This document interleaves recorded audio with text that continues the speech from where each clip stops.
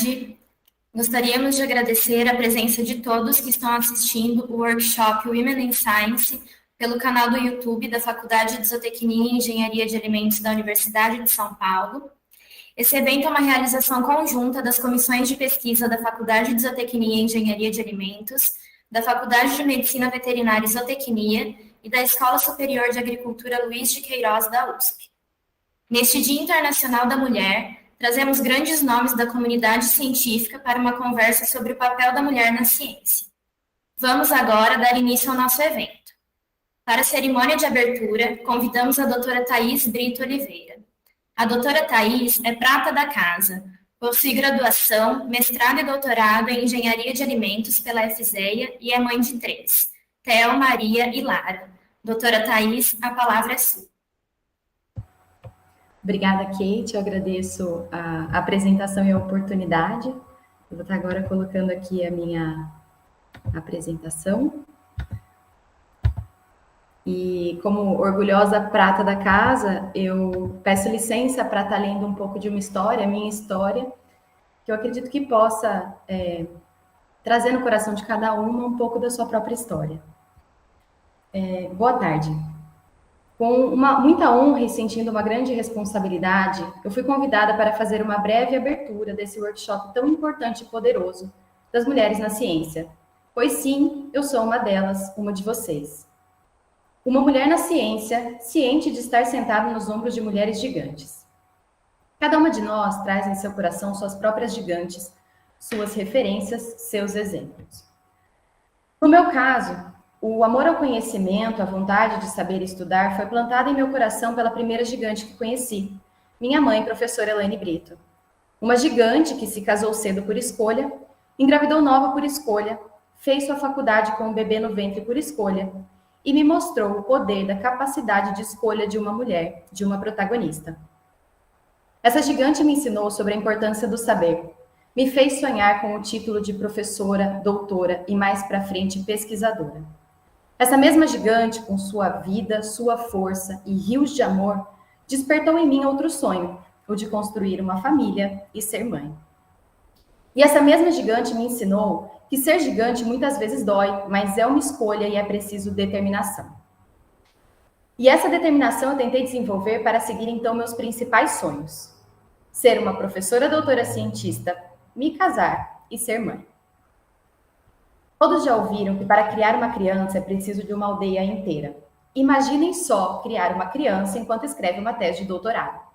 São necessárias pelo menos 2 aldeias. Uma para criar a criança e uma para cuidar da mãe cientista. Com a consciência do meu privilégio, graças à minha aldeia, composta por pais e irmãos presentes, um marido super parceiro e uma orientadora professora, que também é uma doutora mamãe, eu posso estar aqui, como uma doutora, esposa, mamãe, Thaís Carvalho Brito Oliveira. Só Deus e outras mulheres na ciência sabem que para se tornar uma doutora é necessária uma baita rede de apoio. Coesa, forte, cheia de gigantes que nos incentivem e deem força. Ou qualquer gigante em desenvolvimento desanima. Se tornar uma professora doutora cientista requer força de vontade e determinação. Determinação para sentar e estudar, determinação para abrir o coração para as oportunidades, determinação para bater na porta dos gigantes, determinação para ir ao laboratório, para obter dados, para não surtar quando um dia todo de trabalho não dá certo. Determinação para tratar seus dados e transformá-los em artigos científicos, determinação para escrever e reescrever artigos negados, determinação para apoiar outras mulheres na ciência, desenvolver mecanismos de apoio institucional, determinação para engordar um látis, determinação para parar e se carregar no colo. Se carregar no colo no momento em que você cansa. Se carregar no colo quando você decide dizer não para uma oportunidade profissional, pois seu coração está em outro lugar. Se carregar no colo quando o seu látis ficou para depois porque você engravidou. Engravidou de um menino lindo com as pernas gordas, um sorriso banguela que mama de hora em hora. Se carregar no colo porque você foi para o laboratório e ficou feliz, mesmo com o coração na mão do bebê. Se carregar no colo quando o seu rendimento no laboratório baixou e o de outros colegas continua amigo. Se carregar no colo quando você quer mais filhos e ainda assim quer continuar trabalhando e engordando um látis. Se carregar no colo quando você está explodindo de alegria por ter engravidado novamente e de gêmeas, ainda no doutorado. mas também está preocupada com a tese e a competição de um concurso futuro. Se carregar no colo, quando você está doida para voltar a trabalhar com o que ama, fazer ciência, mas aqueles olhinhos e sorrisos banguelas te procuram e o seu coração dói. Se carregar no colo, se abraçar, dizer que está tudo bem, mas também se chacoalhar, se botar no eixo e dizer para si mesma: força, você é capaz, porque você é. Você pode não ser 100% cientista, 100% doutora, 100% esposa, 100% mãe, mas você pode ser um pouquinho do que quiser ser. Hoje eu sou muito do que eu queria ser. Eu sou doutora pela USP, eu sou esposa de alguém que me apoia muito, eu sou mãe de 3 bebês lindos, um menino e 2 meninas gêmeas. Se sou gigante, ainda não, longe disso, mas privilegiada, pois hoje eu sou a doutora, esposa, mamãe. Equilibro 1000 pratos, mas todos escolhidos. E sei que essas escolhas foram minhas, mas foram conquistadas com a ajuda de mulheres gigantes que vieram antes de mim, nos ombros das quais eu continuo sentada e sempre estarei. Como vai ser amanhã? Espero que dentro de um laboratório com orientados e cheios de colaborações internacionais, entre uma troca de fralda e outra, uma reunião da escola, uma apresentação de Dia das Mães, regado de muito café para aguentar. Para hoje, eu só penso em oferecer meus ombros para que minhas 2 filhas possam sentar e entender o poder da escolha de uma mulher, a importância das gigantes em nossa volta e da consciência que elas podem ser o que quiserem, inclusive grandes cientistas. Um feliz Dia das Mulheres e um workshop muito produtivo a todas.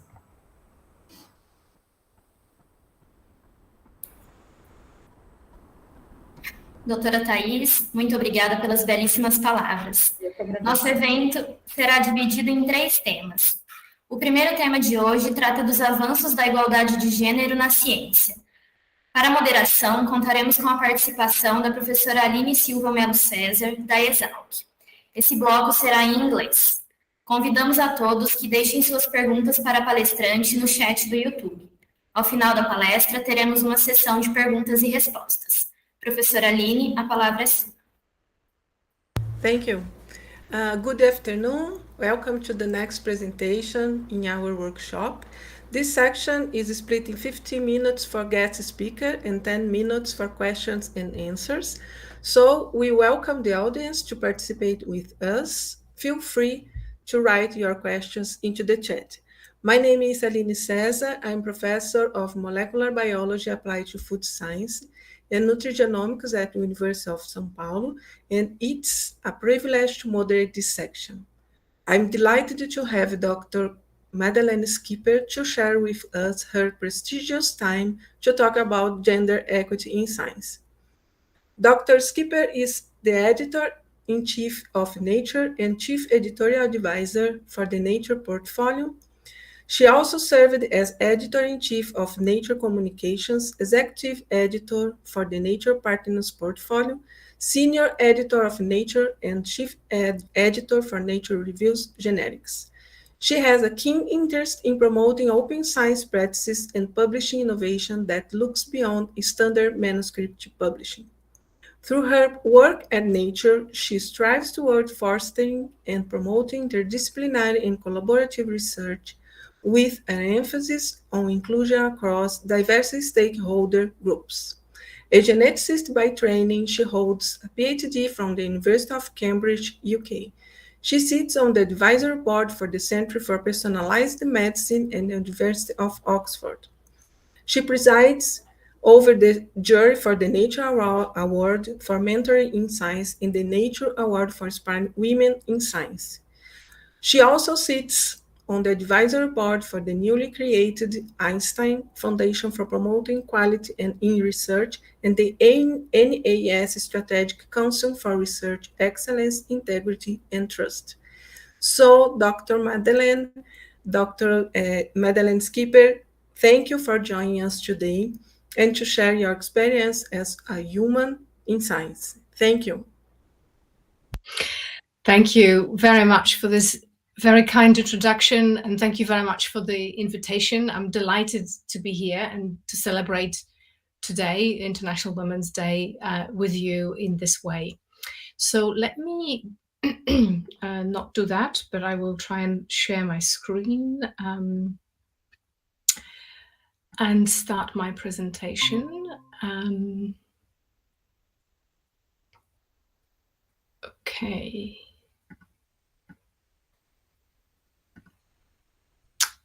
So I will assume that you can see my screen. Wonderful, thank you.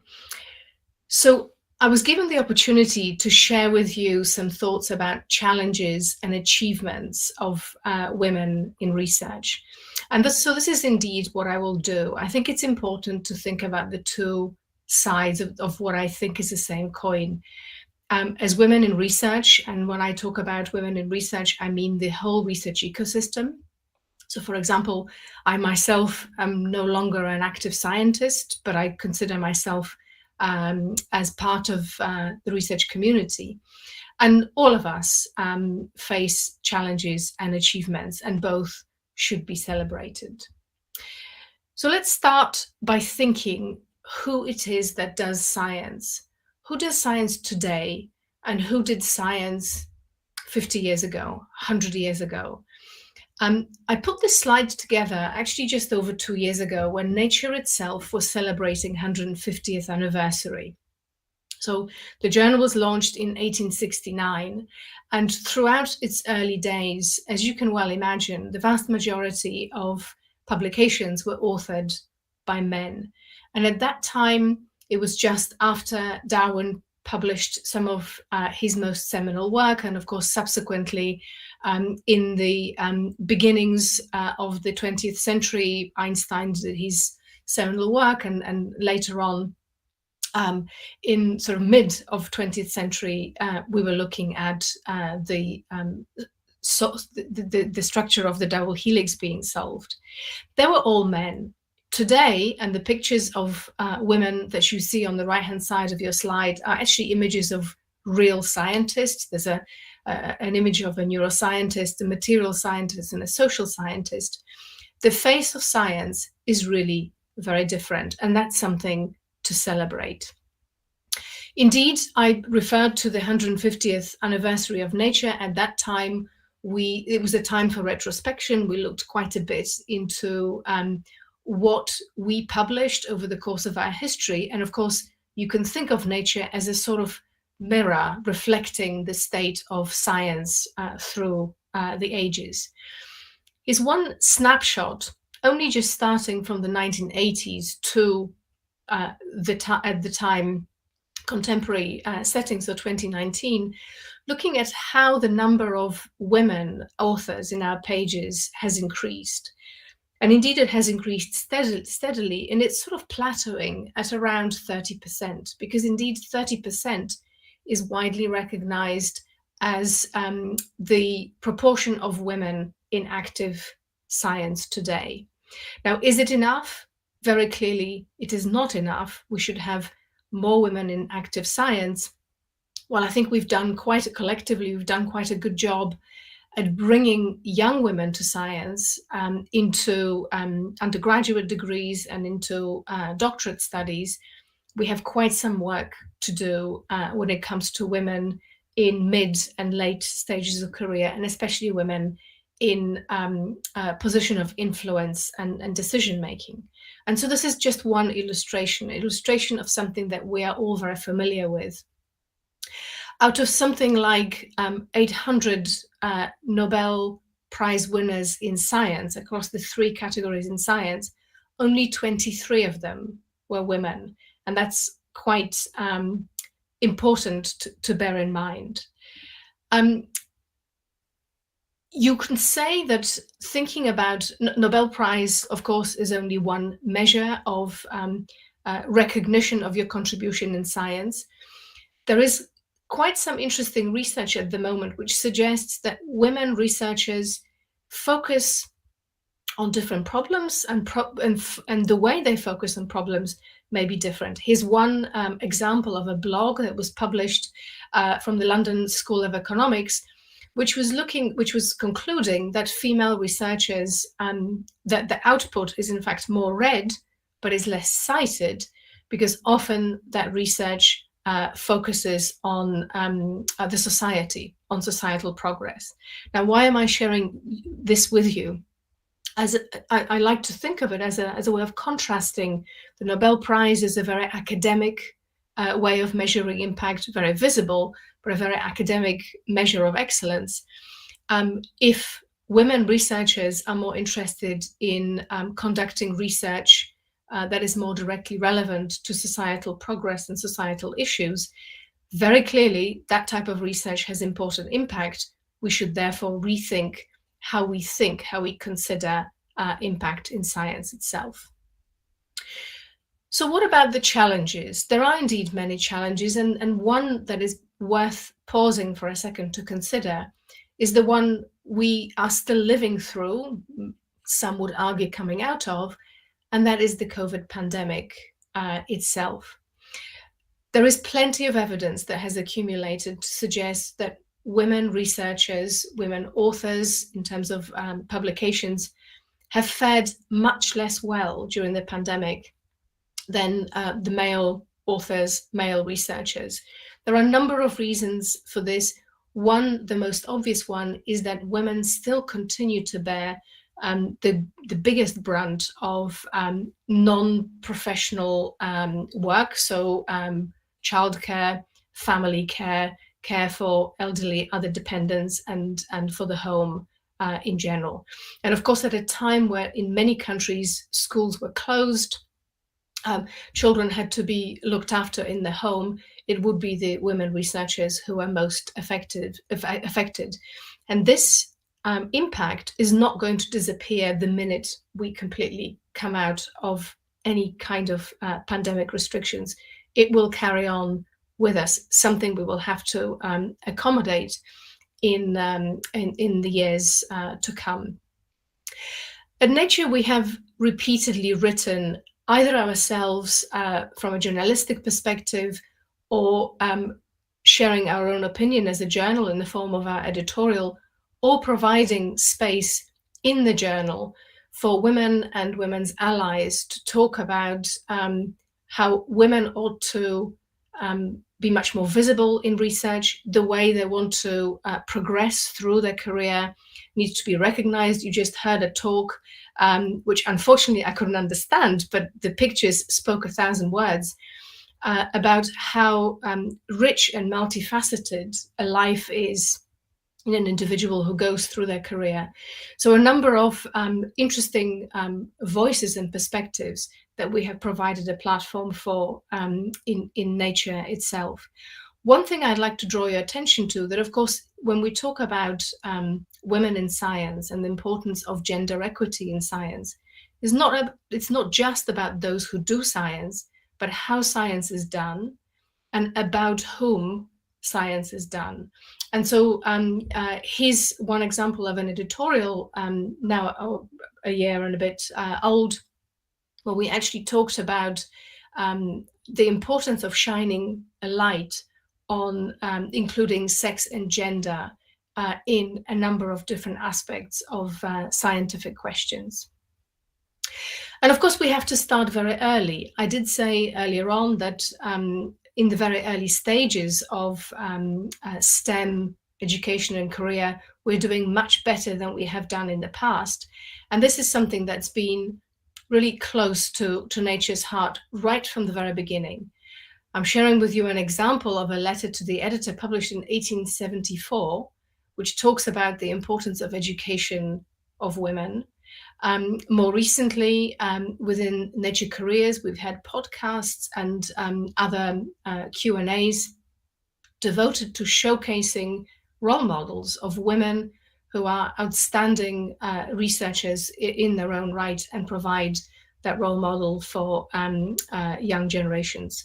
And the example here is, in fact, of an individual who won in the past years, won the Nature Award for Inspiring Women in Science that was referred to in my very kind introduction.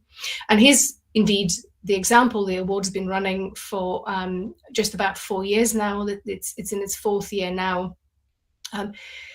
There are some awards, some of them very prominent, for outstanding women in science in the established stage of their career. Back some 4 years ago, we wanted to establish an award for women in the early stages of their career, when they were just building up to, and perhaps going through one of the more difficult stages in their career, where indeed family life, other commitments need to come together with their professional commitment as well. And I have to say, through this award, I have met some of the most inspirational women researchers. Every year, when I, as one of the judges, as in fact the lead judge, I read the applications for the award. I myself am deeply humbled by the outstanding science and outstanding determination of these young women. I mentioned that in the pages of Nature, we have always focused on women right from the very, on the importance of women in science, and on the importance of gender equity and gender perspective in doing science. And we have done so right from the very beginning, back in 1869. Since then, in more recent years, we have expanded into also organizing events, such as, for example, nature conferences. Couple of years ago already, we came out very strongly with effectively an editorial policy where we would say we would have no more manels, so male-only panels, and for all of our sessions and our conferences, we would have at least gender parity. That was something that was very important to us. And in fact, right now, tomorrow and the day after, we're organizing a free virtual conference that looks at breaking barriers for gender equity through research itself. If you haven't seen this conference, I am one of the organizers. This is a shameless plug, but we do have an absolutely fantastic collection of speakers, panelists at this event. As I say, it's a free event, and the registration continues to be open. Hopefully see you tomorrow or the day after. And so what I want to close now with saying is, I gave you, in the few minutes that I have with you here, I gave you some insights into some of the successes, some of the challenges that women have faced in research recently, but also throughout the years. I said already that collectively we've been much more successful at bringing young women to research. What we're not so good at is completing that pipeline. So we've all heard the expression leaky pipeline, and indeed we don't have enough women in leadership. But we do have some fantastic women in leadership, and I'm just sharing with you some of the examples here. On this slide, you see images of women who are chief scientific officers of Australia, scientific officers for WHO, the FAO, a woman who leads the most important science funding agency in the UK, a woman who leads African Institute for Mathematical Sciences, a woman who leads British Antarctic Survey, and of course, the president of the National Academy of Sciences. These are incredible role models, outstanding women, and that is definitely something for us to celebrate. And with that, I'd like to come to a close, and we'll be very happy to take questions from you if you have any. Thank you.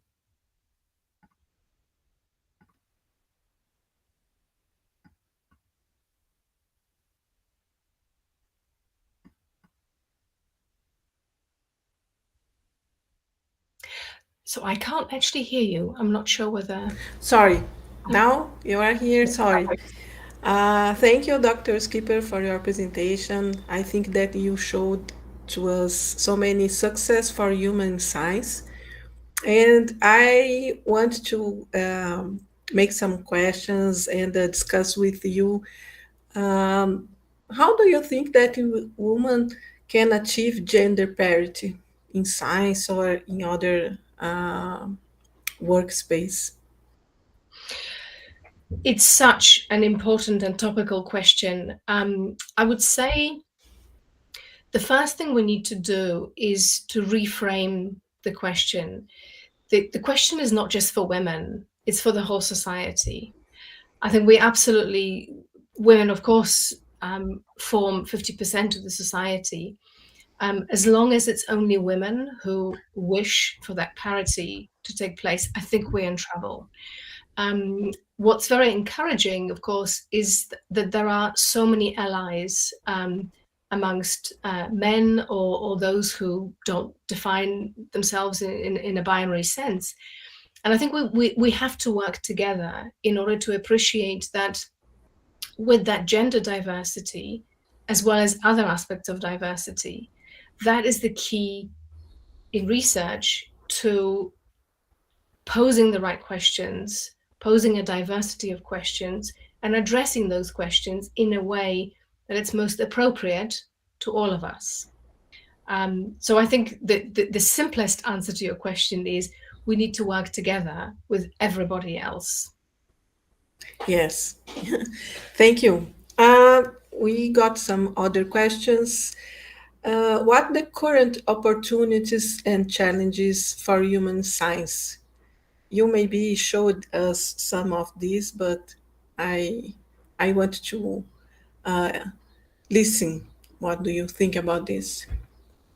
So this is such a broad question, and one could spend the next hour or so discussing it, but let me just mention a couple. The first one, I would say, in general for science itself, is of course for science to be understood and embraced by the widest possible public, general public. So not just those who engage in science or are trained formally as scientists, but the broadest community. We live in an interesting and a really interesting time, I think a time of real opportunity for science. If you look back over the last 2 years during the pandemic, I can't think of another time when science was covered so widely across general media on a daily basis. It was really all pervasive. And it's interesting in the context of the fact that, of course, the pandemic is not the only crisis that faces us. There are several others, global crises. Let's just take one example of climate change. And yet it took the pandemic for the general newspapers, general sources of media to talk about science all the time.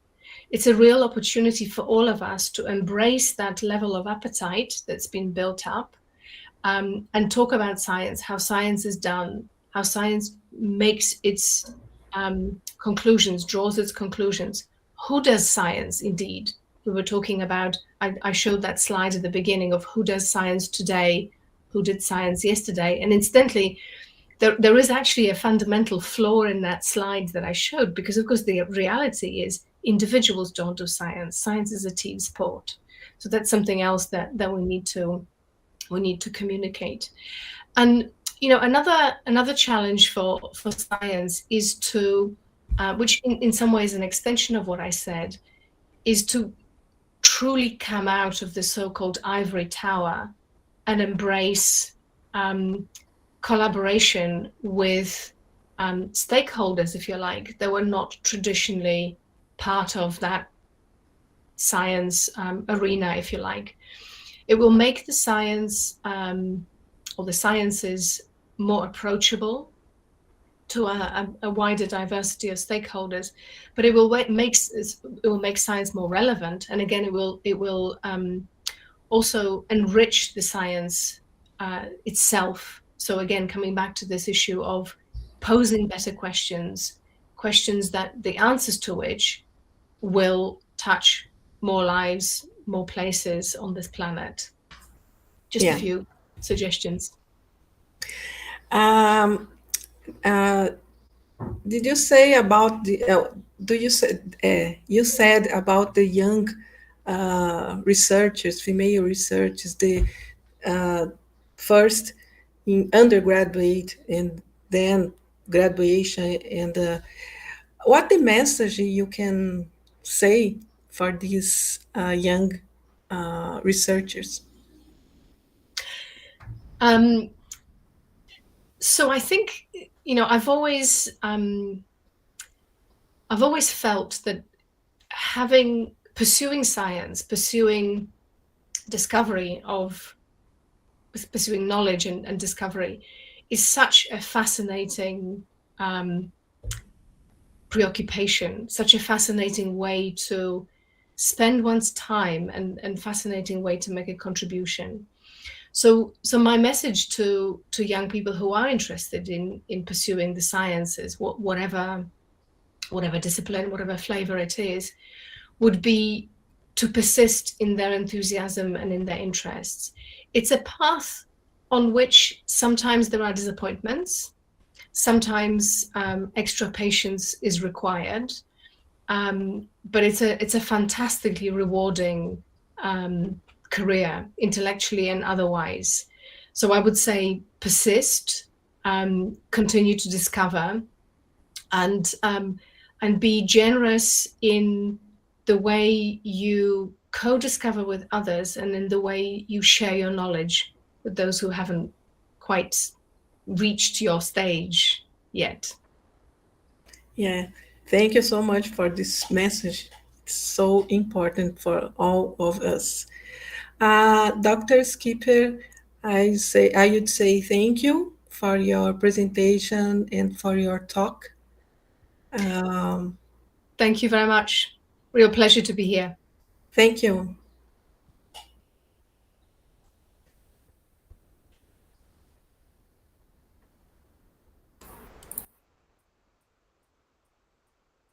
Muito obrigada, Dr. Skipper e professora Aline. Nós retornaremos em instantes.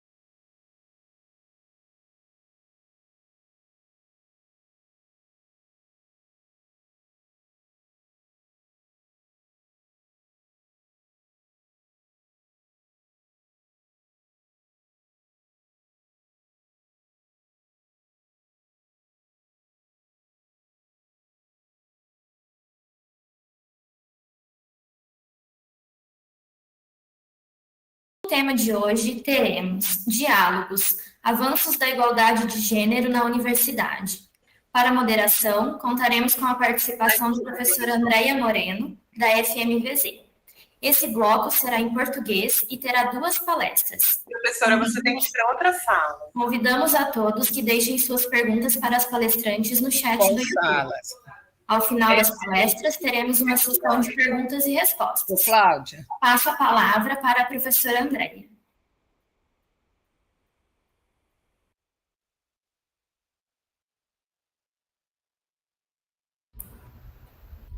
Está mutada, Andréia. Está desativado. Boa tarde a todos. Meu nome é Andréia Moreno. Eu sou professora do Departamento de Medicina Veterinária Preventiva e Saúde Animal da Faculdade de Medicina Veterinária da USP. E nós temos a honra hoje de apresentar a excelentíssima senhora vice-reitora da Universidade de São Paulo, a professora doutora Maria Arminda do Nascimento Arruda. A professora Maria Arminda é graduada em Ciências Sociais, mestre, doutora e livre-docente em Sociologia pela USP. É professora titular de Sociologia pela Faculdade de Filosofia, Letras e Ciências Humanas da USP e atualmente é vice-reitora da Universidade de São Paulo.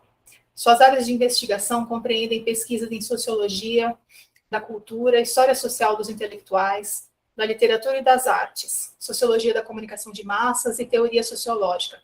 Ela foi presidente da Associação dos Amigos do Museu de Arte Contemporânea de São Paulo, membro da Comissão de Assuntos Acadêmicos da USP e coordenadora do escritório USP Mulheres. Foi diretora da Faculdade de Filosofia, Letras e Ciências Humanas de 2016 a 2020 e pró-reitora de Cultura e Extensão Universitária da USP de 2010 a 2015. E é membro de conselhos editoriais de periódicos e assessora de agências de pesquisa nacionais e internacionais. A professora Maria Arminda fará uma apresentação de 15 minutos, e na sequência nós teremos uma segunda apresentação, e depois abriremos para perguntas. Por favor, professora, a palavra é sua.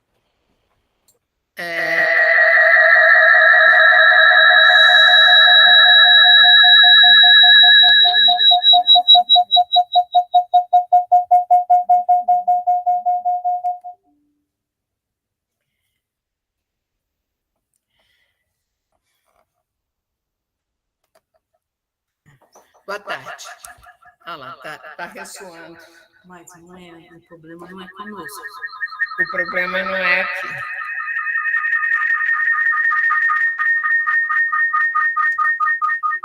Está dando microfonia. Está dando microfonia e não é aqui o problema. É eco, inclusive, ó. As coisas ligadas ao mesmo tempo.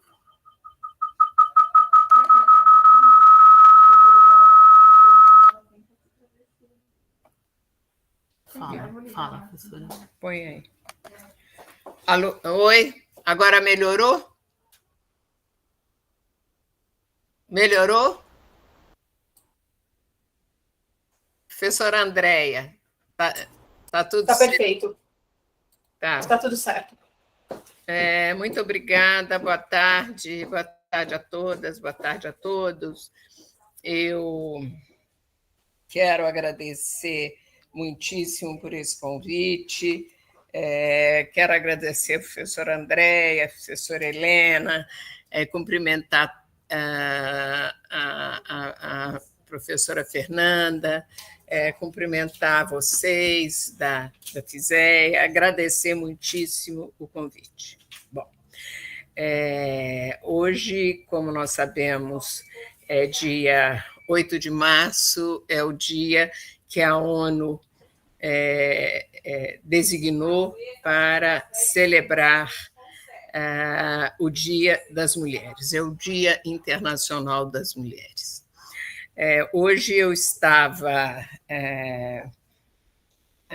pensando, e até disse isso na reunião do escritório USP Mulheres, que eu coordenei até há pouco, que o Dia Internacional da Mulher, dia 8 de março, é um dia que é muito marcante, porque ele envolve, na verdade, um debate e uma discussão muito mais geral, que é a discussão sobre direitos e a discussão sobre equidade, né? Equidade de gênero. Nós sabemos que a categoria correta é a categoria de equidade, uma vez que ela não imagina uma igualdade absoluta entre as pessoas. Equidade é direitos iguais, na diferença, né? E, portanto, não é reduzir as diferenças, é o contrário. A partir das diferenças, assegurar direitos iguais. A luta histórica das mulheres ela pode ser recuada no tempo. Já no século XVIII, havia grupos de mulheres na Inglaterra propugnando por direitos. No século XIX, a ideia, no meados do século, no bojo das chamadas revoluções democráticas dos anos 40, 1848, as mulheres reivindicam o direito ao sufrágio e a ideia do sufrágio universal como central.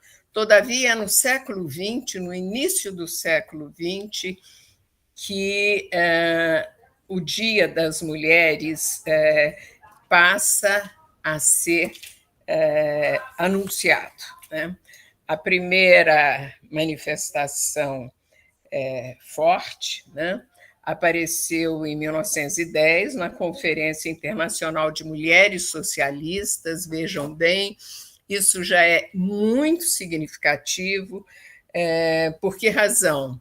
Porque são mulheres envolvidas com a luta e a igualdade social para além do gênero. Em 1910, elas fizeram um congresso internacional para celebrar a luta das mulheres trabalhadoras, e que já ocorriam na Europa, né, essas lutas, e também nos Estados Unidos. No entanto, um episódio marcante foi em 1911, quando mulheres morreram no incêndio numa fábrica de confecções e de tecidos em Nova York. Morreram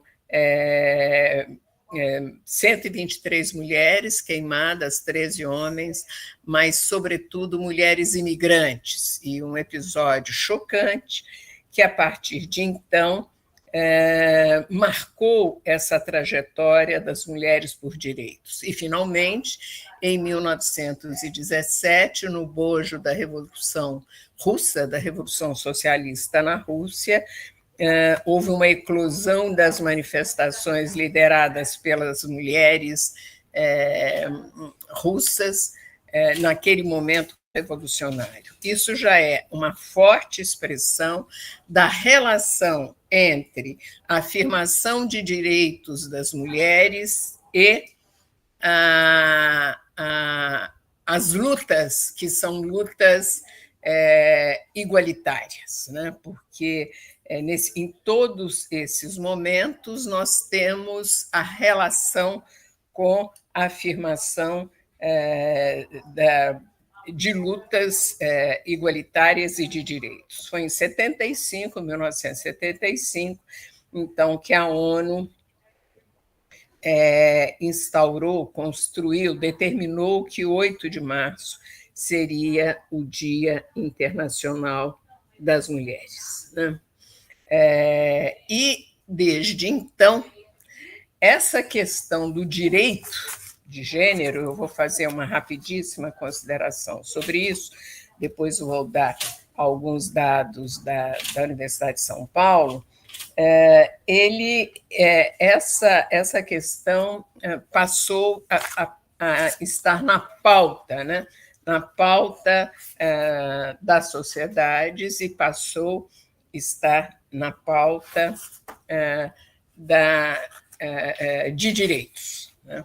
se a noção de direitos humanos, ela aparece nos fins do século XVIII, sobretudo no bojo da Revolução Francesa, essa noção ela vai sendo cada vez ampliada e redefinida no início, no século XIX, desde meados do século XIX, a noção de direitos políticos se afirma com a ideia do sufrágio, no qual as mulheres participam.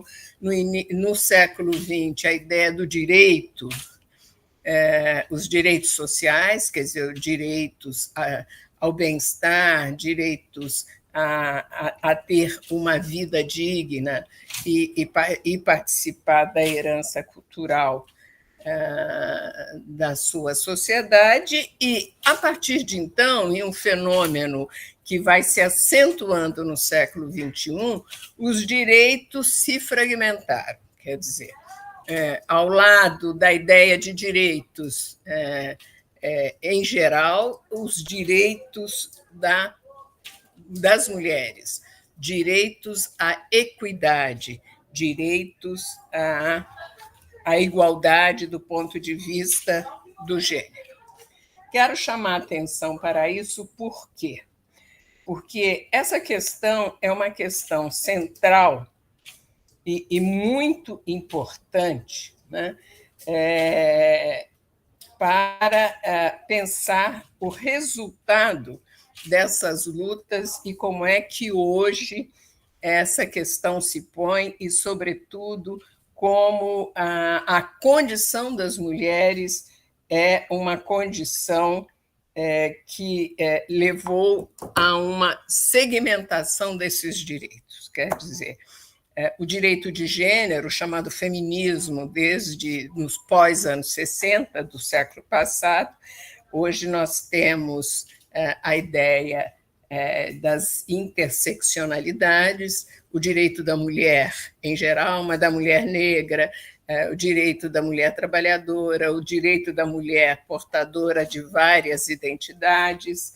Enfim, essa é uma questão que está na cena da sociedade.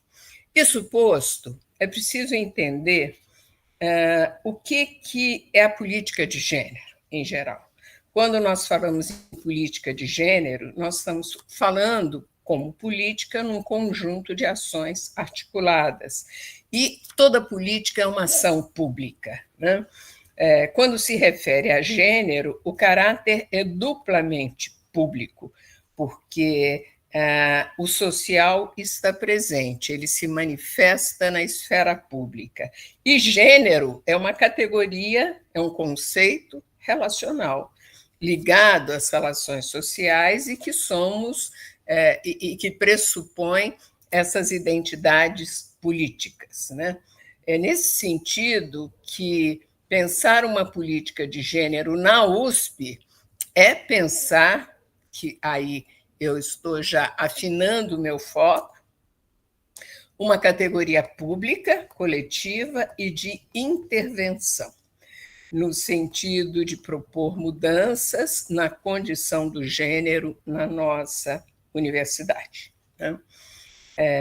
Portanto, há algumas questões que são fundamentais, né? A primeira questão, e da mais alta relevância, que, para além da agenda das sociedades contemporâneas, né, que levantou as bandeiras em prol da igualdade de gênero, né, e nas quais se mesclam expressões identitárias variadas, há também uma condição particular dentro dessa agenda, por exemplo, a origem étnica, por exemplo, a nacionalidade, etc.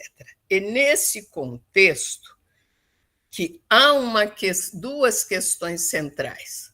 Uma, a afirmação da política de gênero e dentro da universidade, como, portanto, uma política que pressupõe o reconhecimento, né?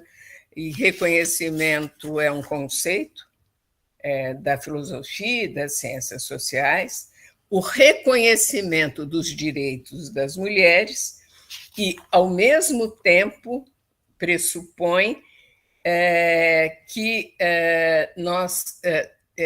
que essa afirmação de direitos ela não é absolutamente universal, como estava embutido no movimento feminista de meados do século XX ou de pós-meados do século XX.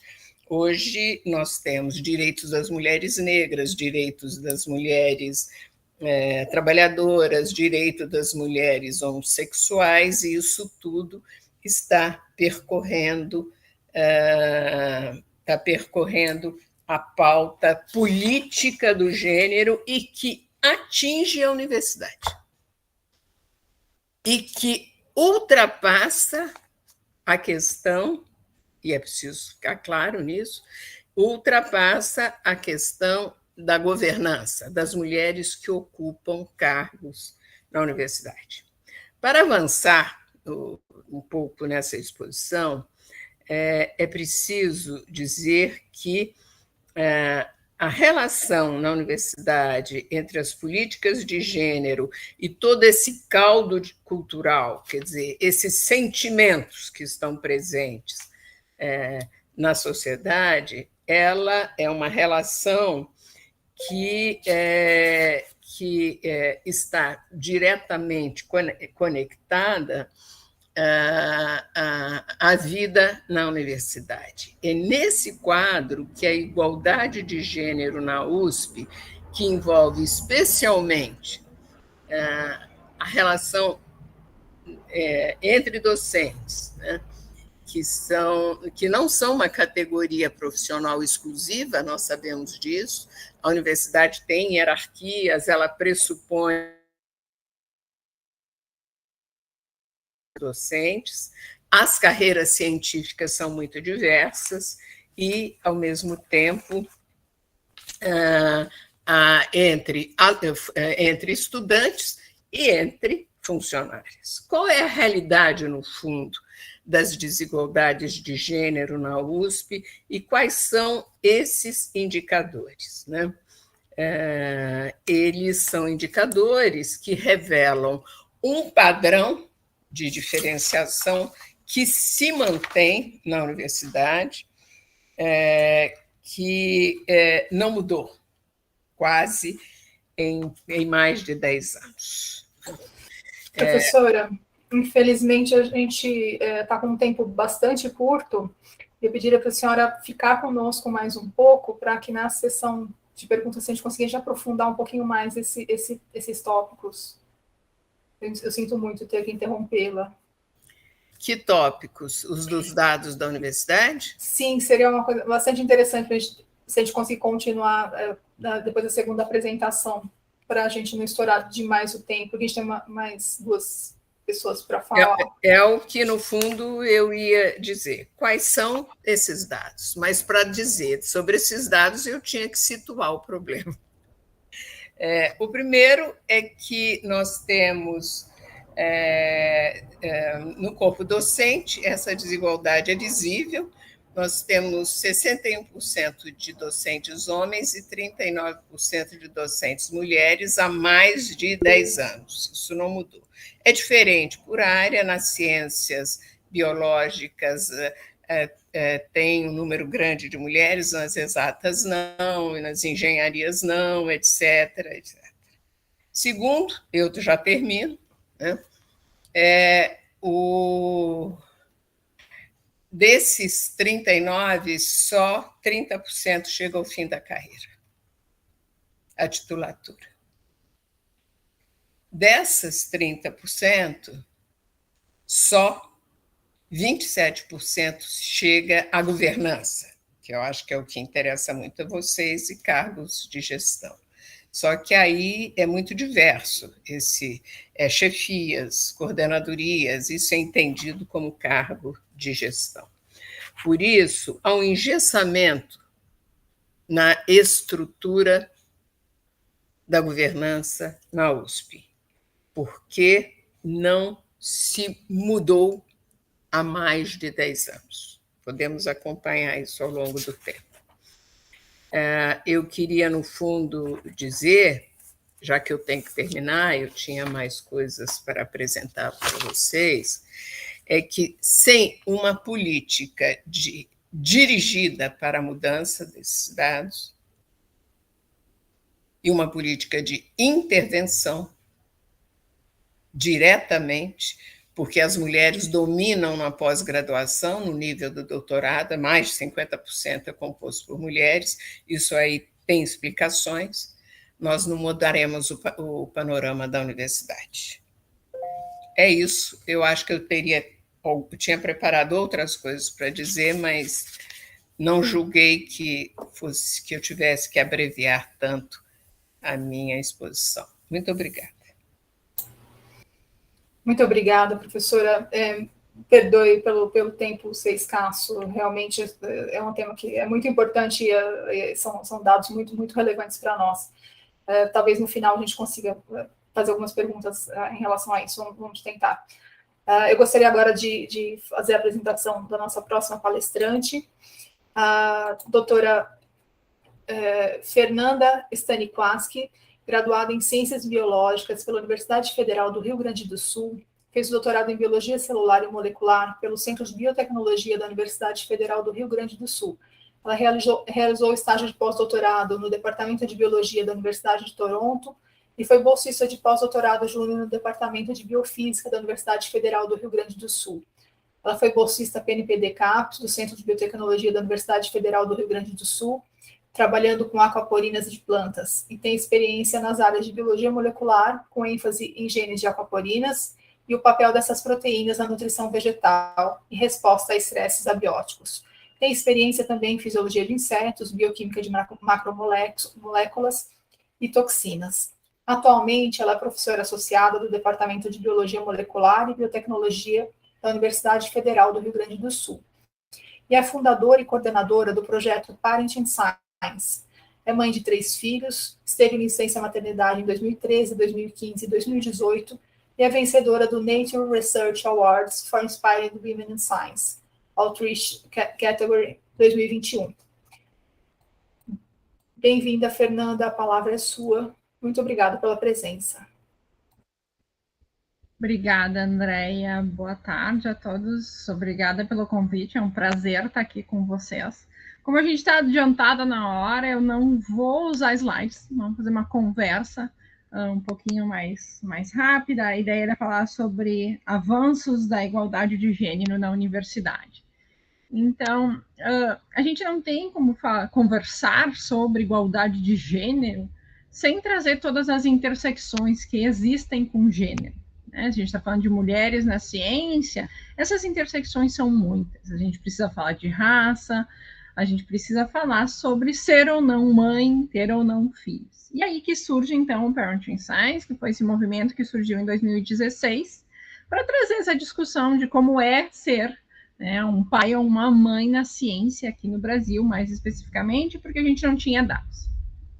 O Parenting Science começou a trabalhar com essa questão da parentalidade e pensando em ações, o que a gente pode fazer para diminuir o impacto que a gente sabe, já existem dados do Brasil e do mundo que mostram que existe esse impacto da maternidade, principalmente, na carreira das cientistas.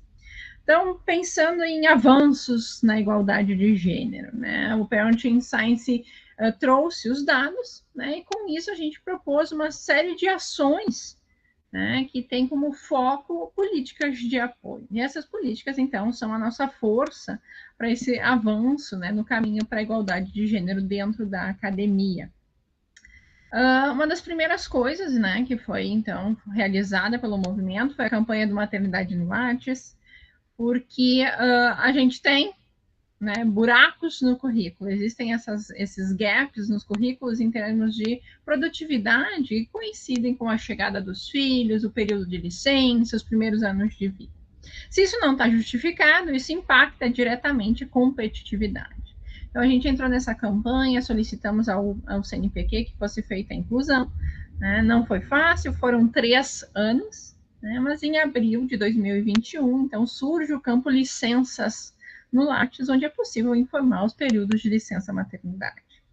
Isso tem um efeito simbólico muito grande, obviamente, porque tira a maternidade da invisibilidade, mas tem um efeito prático também. Porque hoje já são muitas as universidades e as instituições, né, agências de fomento, que consideram esta informação. Então, quando a gente está olhando o currículo de uma cientista que teve filhos, esteve de licença, algumas agências vão olhar por um período maior de tempo, ao invés de aquele padrão de 5, 10 anos, quanto essa cientista era produtiva, né, no período anterior, olhando 7, 12 anos, enfim. Aplicam-se também fatores de correção. Aqui na URGS houve um avanço muito grande, onde todos os concursos para provimento de cargo de docente do ensino superior adotam, então, esse fator de correção na análise de currículo das candidatas a essa vaga que estiveram, né, de licença nos últimos 6 anos. Então, essas políticas que já são implementadas, né, elas têm um efeito muito positivo, né, tanto na inserção, quanto na permanência e na progressão das mulheres mães na ciência. A Magdalena já chamou a atenção na primeira conferência do dia sobre a pandemia. A gente não pode esquecer que os efeitos da pandemia foram diferentes, eles não foram os mesmos para homens, para mulheres, para cientistas com filhos, para cientistas que têm tarefa de cuidado, seja de cuidado de filhos, de pais, de pessoas com deficiência, seja quem for. Então, se a gente quer que os poucos avanços que a gente já tem na questão de igualdade de gênero dentro da academia não sejam revertidos pela pandemia, a gente precisa agir de acordo. Então, são várias as sugestões, desde ampliação, né, de flexibilização de prazos. A pandemia ainda não acabou, a gente não voltou à vida normal. Tá? E mais do que tudo, né, essas novas regras de análise de currículo que consideram a maternidade, elas precisam ser institucionalizadas e precisam ser gerais, porque a pandemia vai deixar marcas muito grandes nos currículos das cientistas mulheres, nas cientistas mães e nas cientistas negras. A gente mostrou no nosso trabalho que existe uma intersecção muito grande com raça no efeito da pandemia. Então, esses avanços já estão acontecendo, eles existem, mas eles ainda são poucos, ainda existe muito mais do que a gente precisa fazer dentro da academia, a gente pode discutir no período de perguntas e respostas sobre isso. A Andrea mencionou, né, que nós somos os ganhadores do prêmio, que a Magdalena estava falando no início, do prêmio da Nature de Mulheres Inspiradoras na Ciência, né, e foi, além do reconhecimento, algo extremamente importante para a gente, porque vai ser a primeira vez que o Parenting Science vai ter recursos substanciais para trabalhar, né, e a gente pretende investir esses recursos em alavancar mais avanços na questão de igualdade de gênero na ciência, trazendo a questão da parentalidade para o centro da discussão e as suas intersecções com raça, com pessoas com deficiência, com sexualidade e assim por diante. Eu não quero me estender, porque eu sei que a gente já está bastante atrasado, e acho que conversar e discutir é o mais importante desses encontros. Então, André, agradeço novamente o convite. Né? Quem quiser conhecer mais o trabalho do Parenting Science, a gente está em todas as redes sociais, só nos procurarem. E eu estou aqui, então, para a gente ter essa conversa agora. Muito obrigada, Fernanda. Muito obrigada, Fernanda, pela sua apresentação e pela sua compreensão aqui com o nosso tempo. Nós temos 2 perguntas no chat e elas se dirigem à professora Maria Arminda, e eu gostaria de colocá-las aqui. Uma delas talvez elas estejam relacionadas. A curto prazo, e para os concursos que serão abertos nos próximos meses, a universidade planeja uma agenda em prol da equidade e inclusão, sobretudo a inclusão de gênero?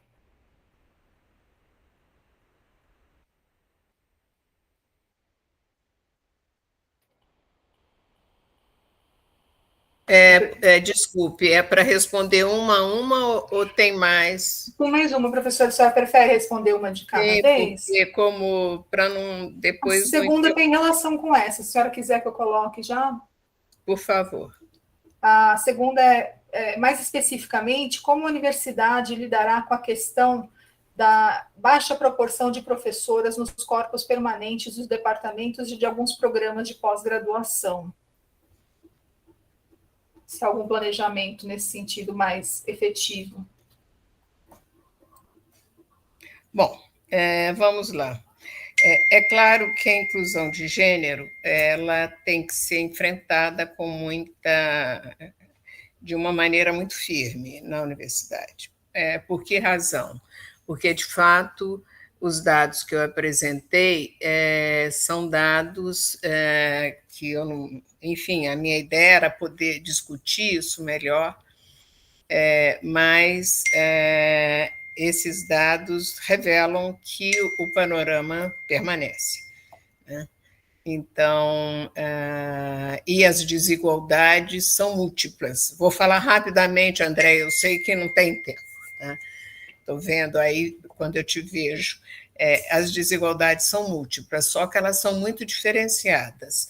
Quando eu fui para o Escritórios para Mulheres, eu montei uma pesquisa que ela hoje foi apresentada, então tem por profissão, por unidade, tem todos os dados aí, tá? Por exemplo, se você pega as áreas STEM, a desigualdade de gênero é muito maior do que nas áreas biológicas. Nas engenharias e na física ainda mais. Enfim, nós temos todos esses dados diferenciados. Isso significa o quê? Que é preciso construir políticas que sejam políticas para mudar esse panorama. É claro que isso levaria a quê? Por exemplo, imaginar concursos que tenham,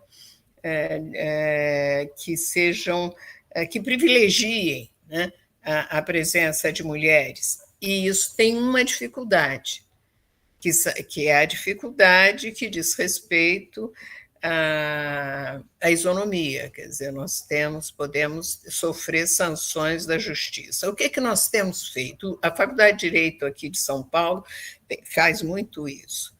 Primeiro, bancas que são portarias, precisa ter uma igualdade entre bancas, eventos científicos, expositoras, etc, etc, etc. Isso é um lado. Agora, o Escritório USP Mulheres está fazendo um estudo muito minucioso para ver se é possível dar um passo para além disso, tá? E isso nunca foi um ponto pacífico na universidade. Outra questão, rapidamente, eu venho de uma área que é a área acadêmica, sobretudo, então ela é reflexiva, é difícil você falar se não fizer uma reflexão antes para enquadrar, né? Que é um vício de profissão. Como a universidade lida com a baixa participação das mulheres na pós-graduação? É interessante o seguinte, 51% das estudantes de doutorado na USP é composto por mulheres. Isso você poderia dizer, é muito alvissareiro, claro que é, e projeta um futuro de qualificação das mulheres, mas quer dizer também outra coisa, é que a inserção profissional das mulheres é muito mais tardia, então a pós-graduação é uma maneira delas permanecerem tendo os filhos, constituindo a família, a parentalidade, por exemplo, né? Por isso que aquelas portarias foram feitas como proposta aqui, quando eu coordenei o escritório, do Escritório USP Mulheres, e que a pós-graduação assinou, quer dizer, protegendo. Uma das coisas que eu descobri como coordenadora do Escritório USP Mulheres, que é a área de exatas, dispensava as professoras da pós-graduação quando elas iam ter bebê, porque elas não iam produzir. E só readmitia depois. Quer dizer, isso aí portanto, punir a maternidade. Isso teve uma portaria que obstou essa atitude. A segunda foi aquela de estender as bolsas das das mulheres que estavam em licença maternidade. A maternidade na USP acontece sobretudo no doutorado, pouco no mestrado, um pouco mais no nível das docentes, mas como a carreira da mulher é mais tardia e aqui precisa ter doutorado para fazer concurso, o número de professoras, de funcionárias não, é diferente. professoras que têm licença maternidade é muito menor do que de doutorandas. Então, fizemos aquela extensão de mais 2 meses de bolsa, mais 1 mês de bolsa para o pai, quer dizer, a paternidade responsável, e isso significa que, embora as mulheres sejam maioria no nível do doutorado, com aquela ressalva que eu fiz, tem um lado bom e tem um lado complicado, elas não dominam como orientadoras, que é outra, mas também porque não dominam como professoras. A relação de gênero na USP é uma relação muito desigual. Bom, eu podia estender isso aqui, mas eu paro por aqui para não ocupar muito tempo. Muito obrigada, doutora Maria Arminda, muito obrigada, Fernanda, nós agradecemos muito, e infelizmente eventos, né, online, eles acabam tendo que ser um pouco mais curtos, mas nós agradecemos muito a possibilidade de vocês estarem presentes, e eu passo a palavra à nossa mestre de cerimônias, para a gente dar continuidade ao nosso evento em seguida. Muito obrigada. Obrigada, muito obrigada. Tchau, gente, foi um prazer.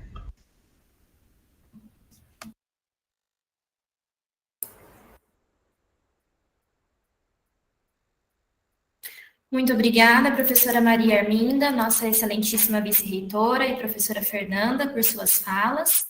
Nós retornaremos em instantes.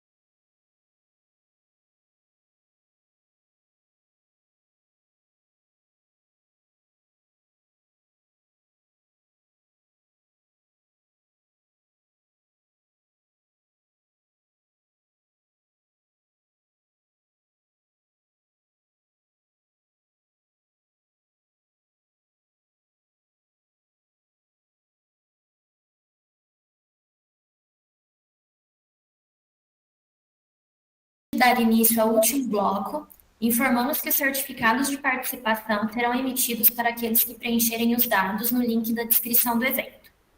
Dando prosseguimento, vamos ao terceiro tema do dia: Desafios e superação para mulheres da pesquisa.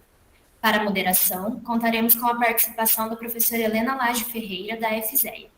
Esse bloco será em inglês. Convidamos a todos que deixem suas perguntas para a palestrante no chat do YouTube. Ao final da palestra, teremos uma sessão de perguntas e respostas. Professora Helena, a palavra é sua. Thank you, Kate. So, my name is Helena. Informamos que os certificados de participação. And I am professor of the Animal Science and Food Engineer of the University of São Paulo. And today we have the pleasure to do this workshop. And we have our speaker here with us, Dr. Joanne Keynes, that she kindly accepted our invitation. And Dr. Joanne, she got her PhD from Harvard Medical School in genetics, and she is a senior consultant at the Impact Seat, a consulting firm that helps organizations to develop and maintain equitable and inclusive cultures that are rich in diversity. So Dr. Joanne, she has a varied career and background, and she works in different areas, so like academia, pharma, biotech, and nonprofits. And for a decade, she was executive director of a nonprofit biotech, Gênero, and she recently served as interim executive director of the Bentley University Center for Human and Business. I will also say that she has advanced diversity and inclusion for decades, including as a founder of the Boston chapter of the Association for Human and Science, and currently serves on the IWIS National Board of Directors. She consults and speaks widely on topics such as science careers, culture, roadmaps for startups, implicit bias, management excellence, and making the most of mentoring relationship. So we have the pleasure to have her today here with us. And she will talk not only about the challenge for the human in science, but she will also provide some tools for us to how we can build relationships for success.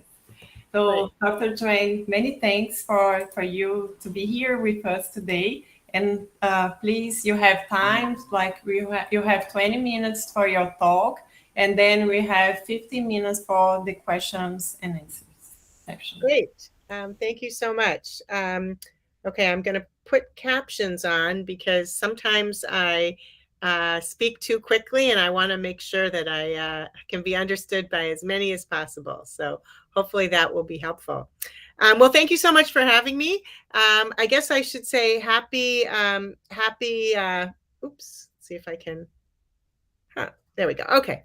Happy International Women's Day. It's a great day for me to be doing something very international here from Boston all the way into Brazil. So thank you so much for inviting me. So Elena asked me to talk about building relationships, bias, and leadership as three topics that you were very interested in.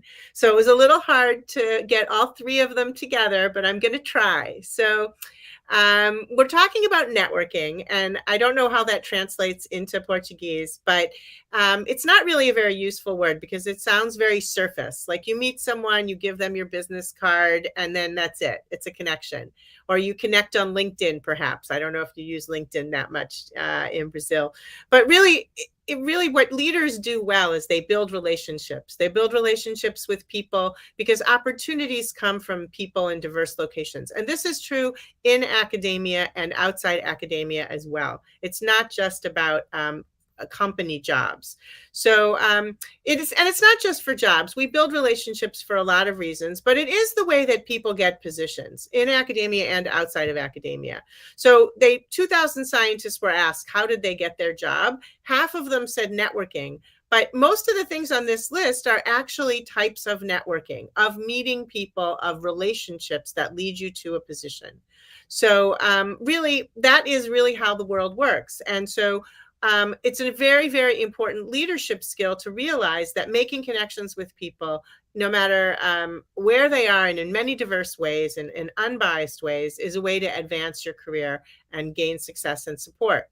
So, for example, one study showed that a referral is when someone says, hey, I know Joanne, you know, she talks a lot, but she's pretty good at the bench. You should interview her for this position. That's a referral. That's what my graduate advisor did for me. He got me my first job with some friends who were at a pharmaceutical company. So 40% of hires come from referrals in this particular example, whereas only 7% of the applications were from referrals. So it's very important. People like to know the people that they're interviewing, and even a small connection can be a big advantage when you're looking at some kind of a career advancement or opportunity. So it's not just for non-academic jobs. I often have academics tell me, I don't need to network. I'm here at the university. But how do you think, you know, who's going to read your papers? Who's going to invite you to speak so that you get visibility for your work? How are you going to meet collaborators? Because all of science is collaboration and very big these days. How will you get promoted? How will you get tenured or whatever advancement that you want at your university? Connections is how things get done in academia as well. So getting to know people is how opportunities will arise for you at all stages of your career. And that doesn't matter if you are a senior in your career or entry level in your career. Being open to meeting people is really important. So in my case, this is my career kind of graphically. It's not to scale, I will say. I spent 15 years in pharma before moving to biotech, and I was at Agene for 10 years. But my first job I got by referral. My second job was someone I actually knew. And a lot of jobs go to people. They never even are advertised. Opportunities go to people that you know. So someone I had known for many years was having coffee with me and said, hey, how are things going at Abbott? And I said, well, I'm kind of ready to make a change. It's been 15 years. And he said, oh, I'm starting a biotech on RNAi with the Nobel Prize winner in RNAi, Craig Mello. Are you interested? And 3 weeks later, I started at that job. So I actually knew the person who was hiring me. It wasn't even a referral. Sometimes I've known people and been referred. And actually, when I left Agene, someone saw on LinkedIn and they contacted me about a position who was a direct contact that I didn't even know was available. And finally, I've moved into doing DEI consulting full-time, which is something I've been working on for many decades as a volunteer. And I'm working with some people that I've known for over a decade. So I didn't really have to do a job hunt. So this is how relationships lead to opportunities. It's just the example of my jobs, but I've had multiple opportunities to do fun, interesting things through my network and through the relationships that I built over time. So the thing with networking is, and relationships, is you can't wait until you need it to build it, because then people sense the desperation. You have to build it all the time so that when you need something, the people that you need are there for you, right? And so you may want to start building relationships in areas that are interesting to you, people that work in diverse careers that might be of interest. But you also just want to build relationships because you don't know what you'll be doing in 30 years. If you had said to me 30 years ago when I was at the bench, oh, you're going to be doing diversity and equity consulting for biotechs and pharmaceutical companies, I would have said, you're crazy. I pipette. I'm a bench scientist, you know. So, but all of the people that I met in my career helped me move into do what is fascinating and all the new work that I'm learning now. But one thing to be careful about is we tend to walk into a room and we want to make relationships with people who look like us. And that is what bias is about. And that can really hold you back because you have no idea which of the people that you are meeting are going to be important to you 2 years from now, 5 years from now, 15 years from now, for opportunities or for connections. So since Elena asked me to, and it is International Women's Day, I'm just going to spend a few slides talking about bias and what bias is. So unless you don't read the newspaper at all, ever, you know that bias is an unconscious kinds of awareness that we're not aware, but it affects everything we do, the decisions we make, the people we talk to, the people we promote, the people who get paid more. All those things are affected by bias. And you know, I wouldn't say that it's not our fault, but the fact is that a sexist, racist, ableist, homophobic society actually helps create our biases. So it's not just that we have them innately, and we do. We have them because they're part of human nature to think quickly. That's the fast thinking that you hear about. But society has helped us by influencing us, by the people around us, by the television that we see, by the social media that we absorb. And it increases the bias in ways that we don't realize because we are being bombarded by these messages, right? So you enter every situation with these mental shortcuts. Why? You're scientists. Humans want to categorize things. We want to make things easier to make decisions. So we want to make categories. And we do that by using our bias to quickly say, that's a square, that's a square, that's a square, that's a square. Oh, that's not a square. And we very quickly see which one is not a square the fastest, right? That's how we categorize. And that's what bias is about. If you see a room full of men and there's one woman, you're automatically going to go to the woman and say she doesn't quite fit. And that's the problem with the messages that we get. They reinforce our biases and they make them have even a larger effect. So we don't even have just gender bias and just racial bias and all kinds of other biases, but we have all kinds of biases we aren't even aware that we're having. That someone's name can cause you to think differently about them. Somebody that you just met may be more interesting than someone that you met a long time ago. We have groupthink. People that are taller, we have bias towards. We have bias for people that are skinny and we think that they're more competent. We have all kinds of biases that are at play. And if you ask people, hey, you know, people have bias against people who are older. And everybody says, oh yeah, I know that other people do that, but I don't do that, right? Well, that's not actually how it works. The fact is we all do it, right? So you have to really question your assumptions all the time. And that's the work that you need to do to start having better inclusivity for women and people of multiple races and skin colors and gender preferences and disabilities and abilities and neurodiversity. You have to question your assumptions. Are you assuming that they don't want that opportunity, that position, that job? I once had a boss who was quite open-minded and diversity-minded say to me, do you really want to work for that promotion, Joanne? Because, you know, you have 2 small kids and this might not be a good time. And I said, you didn't really ask me that question, did you? Because you never would have asked a man that question. And he was horrified that he had asked it. But his assumption was, he made this assumption that I was the primary caregiver, which was not true. I was an equal caregiver with my partner. And that I wouldn't want a promotion because it would be too much stress while I had a 5-year-old and a 7-year-old. But I had worked hard for that promotion. And so, you know, you can't be making assumptions for any reason. So let's take this back to networking for a second. We walk into a room. And who do we want to talk to? Let's say it's the real networking event. It's not just one-on-one coffee, but you walk into an event and you want to meet some new people. Well, our biases kick in. We automatically want to network with people who look like us or who we think will give us something. Maybe someone seems important. I have news for you. The people who are important now may not be important 10 years from now. So don't worry about networking with people who are important. You should network with people who are interesting, who are fun, who you enjoy talking to and you enjoy interacting with. So here's the implicit association test. You can go to the Harvard site for the IAT if you want to learn more about bias. I don't have time to completely cover that topic today, but I have been working with women in science for so long that the words women and science go together in my head. So most people, when they do this test, men are more associated with science and women are more associated with liberal arts. That's those pink bars up at the top. So if you said, painting, you would associate that with women. And the test makes you do this in a way that it comes out and shows your bias. But for me, when I think science, technology, engineering, I think women, right? All the time. And you can see my score was way down in the very strange place. Very few people, I associate science with women. But, I'm 57 years old, and I actually, just like everybody else, I associate young people with being like more favorable. So really, the people I want to talk to in a networking event are young women. That's who I gravitate to. And I have to be really careful when I'm meeting people not to cut off my blinders and say like, well, that old guy over there, he might be useful, that older gentleman over there, So always questioning assumptions. And by questioning my assumptions, I have met some fantastic people over the years who I might not have expected to build a relationship with or enjoy their company. So you have to, if you're questioning your assumptions, you're going to do better at networking and be more creative in building relationships. So let's talk a little bit about events. They work for us sometimes, but they're not for everyone.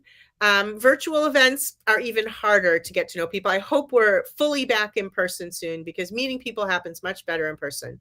But if you are very introverted, events might not be for you. You might want to do your relationship building one-on-one over coffee or over a virtual meeting, because we know that you like to talk about your science and people like to converse with other people, but they just don't all like to go to events. I am married to a super introvert. He's a very successful engineer, very senior at a large company here in the United States, but he hates networking events. He will do anything in his power instead to sit one-on-one and talk to someone about his work and his engineering. So you have to choose the way that's for you. I'm not asking you to change your nature, but events are a good way to meet new people and diverse people that aren't like in your bias pool, the people that you would normally pick, if you can be more open-minded about that. So another thing about both those one-on-one meetings and a meeting that you go to with an event is you have to do two things to make conversation work. And these days in the texting is very short, and social media, and we don't call people and just pick up the phone. Sometimes we're emailing back and forth. But the fact is, relationship building, we are humans, and we still do it by conversing with people. So if you can't manage to be interested in what other people are saying, then it's not really worth having the conversation. And you can't fake it. People know when you're faking it. You have to actually be genuinely interested in what other people to say. I'm quite fascinated with other people, so I always have a lot of questions. I'm a terrible interviewer because I can always end up talking about some hobby that the person has, and forgetting about the interview questions. And also when we network and we're relationship building, we have to be a little open ourselves. So even if you're quite shy or introverted, you have to be ready to talk about yourself a little bit. So I always play this game when I meet new people. How long can it take us to figure out that we have something in common? Like, for example, do you have a mother-in-law that's a really great shopper? I have that. Are you composting your garbage, and is that driving your partner crazy because of the complicated garbage control in your home? Maybe you actually are trying to walk more because of the price of gas, which has gone up in this terrible international crisis. Whatever the little thing is that you are willing to share about yourself, you may find that the other person shares it too.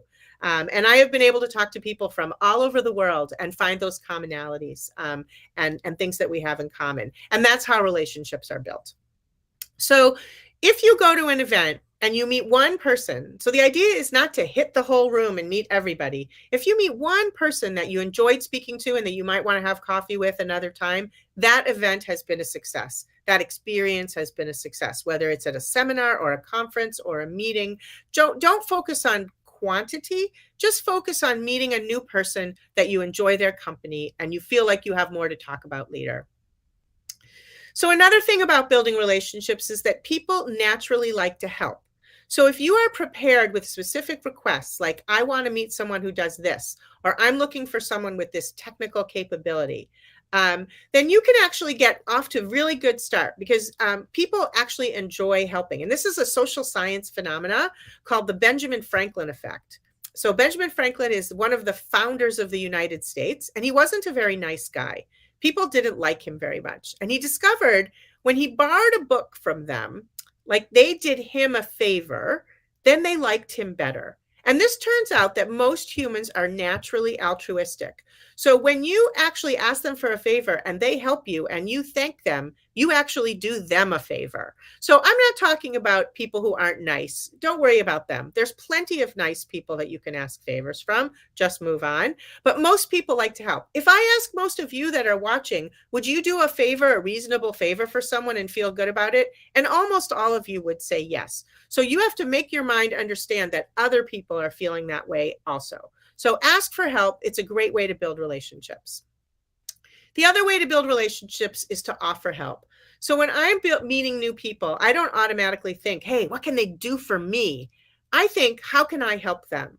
What in my experience, what other people do I know? What can I do that can help them? And this is why actually introverts and quieter people are good networkers, because they're good listeners. So I actually admire them, and that's a superpower that is held by people who are quieter and who talk less. It is not my superpower. So for those of you that have it, it's a great way to be building relationships. Ask a lot of questions and listen. That is another way to increase your relationships. So you don't have to stay in touch with all the people that you meet every day. This is my network on LinkedIn. I have about 5,000 LinkedIn connections. Many of them are from different parts of my life, and that's why it forms into this interesting star shape. If I stayed in touch with all these people every day, I would not be able to manage my life. So when you need people, that's when you can call them. If you liked them once, you can call on them later. If you liked each other or did a small favor, you don't have to stay in touch every day or all the time. So I've had people say to me, oh, my network is too big. Well, there isn't really such a thing. It's kind of naturally evolves. So what most people tell me is, I hate that networking thing. I hate going to events. I hate meeting strangers. So for me, and this is the way I have always built relationships, is not to do it in an artificial way, although I don't mind meeting new people and I like that in artificial ways. But the way to do it is to join something, join a committee, be in a group, have lunch with people that you work with to get to know them better, develop the relationships that you have, deepen them. Someone that you're already meeting at a talk, sit next to someone new and say hello to them and introduce yourself. Reach out to people that you haven't spoken to in a while and, have a video chat with them or have coffee with them, right? So you have plenty of ways to strengthen the relationships in your life without doing something that feels artificial or strange to you. You just have to be aware that developing new relationships and strengthening them always has to be part of what you're doing. Again, it's part of the leader's toolkit, and it's part of what we need to do to advance in our careers and find satisfaction in our private lives as well. So another question people ask me is, it feels creepy. I keep calling this person and they don't call me back. So if it feels strange or uncomfortable, it probably is. So I urge you to look at building relationships and meeting people as something that feels natural and normal, and to make it a normal part of your life. If something that you're doing feels weird, don't do it. That's my one piece of advice. So just in conclusion, I just have these 3 take-home messages. You can't wait until you need a job or you need something, because then it feels artificial. Meet people, build your network, strengthen your relationships as a normal part of your day-to-day work. Make sure that when you have conversations with people, you're not looking over their shoulder to see who might be more interesting. Engage with the person that you're talking to and ask really good questions and be interested in the people that you're talking to. And finally, you don't have to network with people that aren't nice or that you don't like. You have to be open to meeting diverse people and check your biases and your assumptions, but really you can build relationships with people whose company you enjoy. It's not supposed to be an arduous task. So I thank you very much for inviting me, and I'm happy to take any questions that have come in or come up in your minds as I've been speaking today. Thank you, Dr. Jane. It was very, very nice, a brilliant presentation.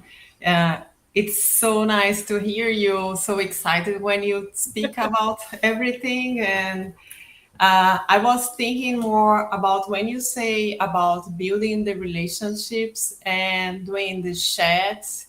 I was reading something that men usually they have these informal meetings and they decide more about that. And when you say about your the offer that you got after you had some informal meeting, it's kind of an example of that. Can you comment a little bit more about that? Yeah, I mean, I think one of my messages to women is get yourself a network. So I'm a member of multiple women's and network with people of all genders. And we do favors for each other on purpose. So the way favors work is if you do favors, then people do favors for you. So it's a circular process, right? So always be looking to see who you can help and form a group of women that you do favors for, whether that's a networking group or an active group of, like, Helena invited me because I'm at the Association for Women in Science. That has been a big part of my network for many, many years. Also the Healthcare Business Women's Association, and I've been involved on many boards, and those are other networks. So building those groups of people that you do favors for and that do favors for you, everyone should do that. Now, I will say that there is a phenomena that is starting to get better where, for years, men have been doing favors for one another. They go golfing, they meet in the bathroom, whatever that looks like. And hey, they do a little business at the same time. I'll help you, you help me. And women used to think that that was somehow like sneaky, like that was somehow like not fair, that doing that. But that's how the world works, is through relationships. So what I urge women to do is use your relationships in the same way. We're not going to stop other people from using their relationships. That means you have to participate in this network. So there are times when it can become completely hard because, for example, if you are the primary caregiver and need to be home in the evening, you can't go out drinking with, a bunch of guys at the bar to celebrate whatever paper publication that happened, right? So that behooves you. It means that you need to find other ways. Maybe it's a lunch party. Maybe it's a one-on-one lunch with someone that you think you'd like to be connected to. You may need to be a little more, take a little more action, a little more initiative in working that. If some of the sort of normal casual ways are not open to you. But I think what you can't do is sit back and say, I'm too busy to meet people. I have to tell you, I had an hour commute for 18 years. So 2 hours a day, every day, I was in the car. When my kids were 2 to when they graduated high school, pretty much. And when I would come home, like the events would be another 10-minute drive. And some nights I knew my husband was watching the kids, and some nights I just wanted to go home. But at least a couple times a month, I made sure to get out, attend events with my colleagues, and meet people and build on those relationships during the day with phone calls or lunch. It was part of my calendar because I saw it as part of my work. It's not extra. It was part of my work.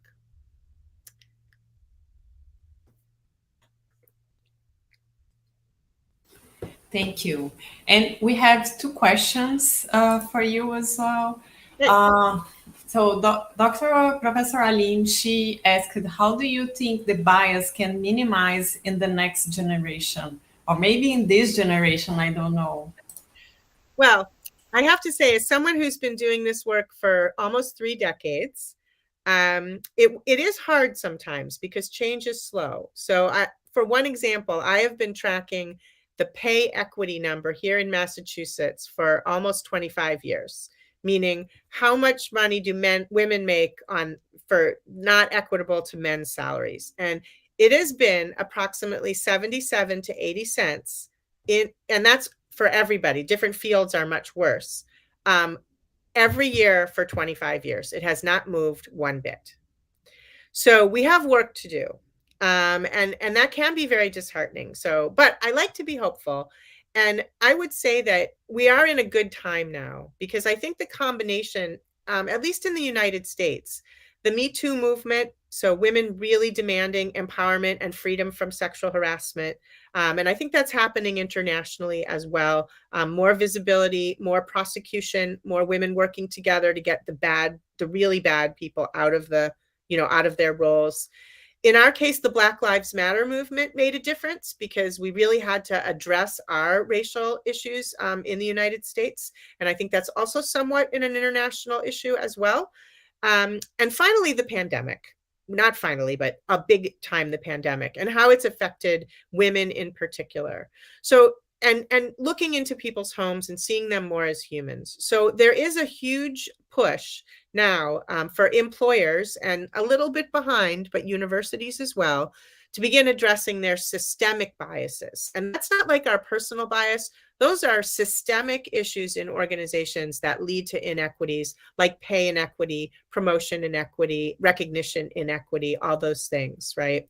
So we are seeing a bit of a watershed moment. That means like a big change, a big time of change. And I'm optimistic that if we all speak up and continue to demand that our organizations address these things with actions and not just words, meaning we really do a pay equity review and a space review and a benefits review to make sure that people are being fairly compensated with equity, eventually we will start to see less bias.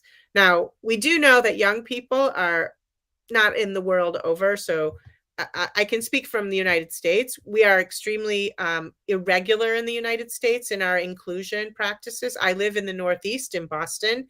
It's more inclusive than it would be if I were in some other parts of the country. I'm sure that's true in a large country like Brazil as well. So I think all we can do is start from the hubs where people come together, and that is where bias begins to break down. If you work with people that are different from you closely and you begin to appreciate them as people, not as their otherness, their other color, or their other gender identity, or whatever their otherness is, that's how biases begin to break down. And so my feeling is our young people are seeking those opportunities, and they seek them out online. So that is a benefit to the social media, is you can meet people that are different from you and appreciate them. So we hope that the younger generations will continue to improve on addressing bias and taking actions against its impact on advancement and salary and fairness in the workplace. That's a kind of indirect answer. Yeah, I feel that at least we are discussing now about everything, and then everybody's aware. I think we ideally we will have more men participate in that, but we can see here in our chat, we have some men, but most of the participants, they are women that are interested about this kind of discussion. But it's something, right? That's what we... Elena, I could not agree more. I'm very kind of past the whole, like, just women, you know, not at women's groups, because there is a place to find your peers and people that have experienced what you have. But in corporate and academic settings, when there are programs like this, I think everyone should be invited and everyone involved. And leaders really need to take the charge on that and show up and ask that their, you know, people participate in these kinds of learning activities. Because just doing it ourselves as women, it won't work. I completely agree with you. We need everybody. Yeah. And maybe some policies to encourage this kind of activities, something like that. Yeah, and I have the last question from our participant, Dr. Maria Lucia Hax. She asked, when you mention about networking, do you say more to do this network for scientific events or social events when you say events? Oh, great question. I think when you are networking, anybody can be a connection. Science and your soccer practice with your kids, or you know, a school play. Who knows how interesting the other parents are? Like, I have had connections that have helped me in many ways, personally and professionally. And I'm Jewish, so I go to a temple. I know all the Orthodox Jewish scientists in the Boston area, and I could call any one of them if I needed a favor. You should build your relationships in many, many different ways. Also, the kind of help that you need and can give is not always about science. You can need help for that as well. You know, I could tell one story. When I was looking for a job after pharma, I had a friend connect me with a friend at a company that I thought I was interested in. And that person agreed to have coffee with me. And I met him, and he looked really, really tired. Like, his hair was a mess. His shirt was buttoned funny. And he really, like, it was very hard to have a conversation because he seemed so exhausted and dispirited. And it turned out I wasn't that interested in the position anyway when he described it to me. So I said to him, because I'm this way when I'm talking to people, I said, "Hey, Marcus, you look terrible. What's wrong?" And he said, "Oh, my kids don't sleep. They're up all night, and, you know, we're not getting any rest. And, also we came to Boston because we love the culture, and we haven't been to the museum in many, many years now because our kids are too young to go to the museum, and we miss the museum. And I said, Marcus, I have older kids, so I'm kind of past the not sleeping stage. I know what you're going through, but we also love museums. I said, so do you know about museum bingo? And he goes, what's museum bingo? And I said, well, you make a card for your kids that has things they need to find in the museum. And when they find the things, they get a dime. And then, you go to the gift shop after and they spend their money at the gift shop, right? And, that way you can go to the museum for fun for like an hour. It's not going to last for a whole day, and have a nice time and start to introduce them to art and museums, when they're little. We used to do this with my kids, even when they were 4 years old and 6 years old, So he, whatever, he's very grateful. He calls me back the next week and says, on Sunday, we played museum bingo. We had a fantastic time. The kids were so worn out that they slept that night. How can I help you find a job? I will do anything to help you. This was an enormous favor that you did for me, right? So, you never know what kind of favor you're going to give for someone and that they're going to remember it. That's the relationship building. They're going to remember that you did that small favor for them. And that's going to build your relationship over time. So I say, anywhere you are, you can be networking. Good question. Perfect. She acknowledged you for your answer. So Great. Thank you very much.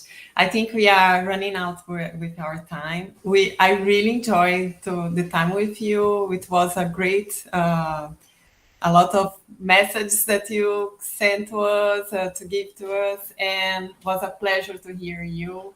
And thank you again very much for your time and kindness during all these discussions and trying to organize everything.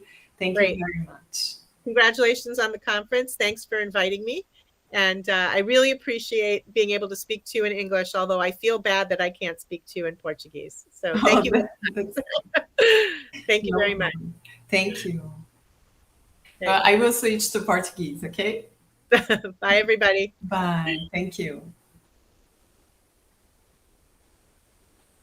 Bom, boa tarde a todos. Agradeço a todos pela presença, mais uma vez. A gente pede desculpas um pouco pelas confusões aí durante o workshop, né?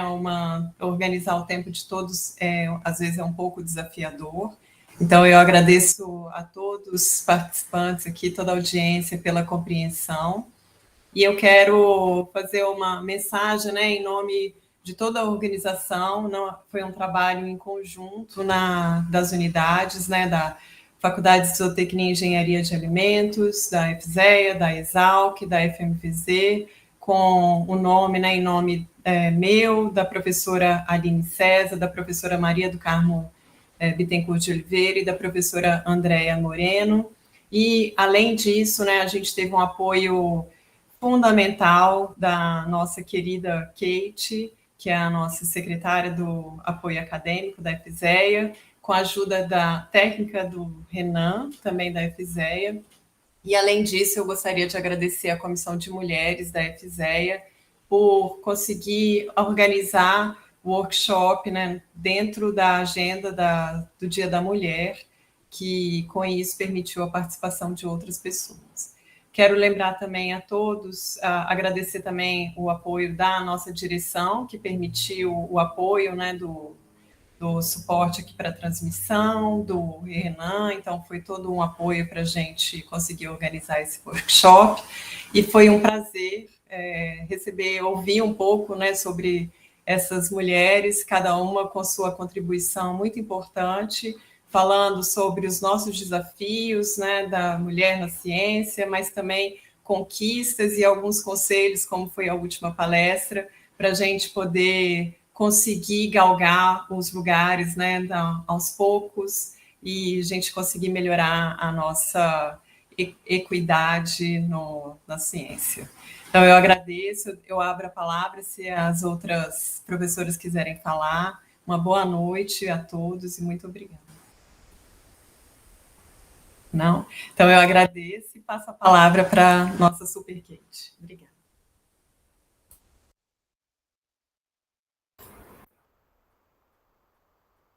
Gostaríamos de agradecer novamente a presença e a interação de todos. Encerramos nosso evento com o sentimento de que esse workshop foi muito produtivo e enriquecedor para todos.